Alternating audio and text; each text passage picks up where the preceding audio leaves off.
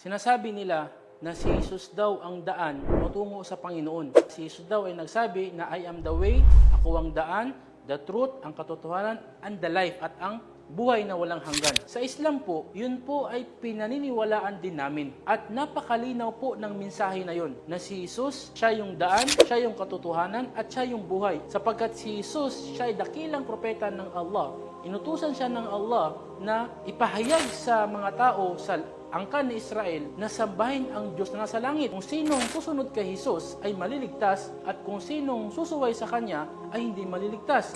Kaya nga si Jesus, siya yung daan patungo sa katotohanan. At yung katotohanan na yun yung pagsamba sa nag-iisang Diyos na nasa langit. Yung buhay na walang hanggan ay sa paraiso, na kapag sinunod mo si Jesus, sinamba mo yung Diyos na Kanya kinikilala, ikaw ay magkakamit ng buhay na walang hanggan. At ito ay sa paraiso. Kaya nga sa Islam, mahigpit na pinaniniwalaan na isa lamang ang Diyos na lumikha sa ating lahat, at yun ay ang Allah. At ang Allah, nagpadala siya ng iba't ibang mga propeta sa kanilang mga kapanahunan bilang daan tungo sa katotohanan, tungo sa buhay na walang hanggan. At ni isa sa mga propeta ay hindi nagsabi na ako ay sambahin. Sila ay nagsasabi lamang na sila yung daan tungo sa Panginoon, kaya't walang ibang sasambahin kundi ang Panginoon na lumikha sa kanila, na nagpadala sa kanila at nagutos sa kanila na ipahayag sa sangkatauhan na sambahin lamang ang Panginoon, walang iba kundi ang Allah, at paniwalaan ng mga propeta kapag sila yung daan patungo sa katotohanan at patungo sa buhay na walang hanggan. Guide lamang sila kung paano mo sambahin ang nag-iisang Panginoon na lumikha sa ating lahat. Kaya't inaanyayahan po namin kayo na pag-aralan ng reliyong Islam, at dito nyo po makikita ang tunay na daan, tunay na katotohanan, at buhay na walang hanggan. Kaya't halina at welcome ang lahat sa reliyong Islam.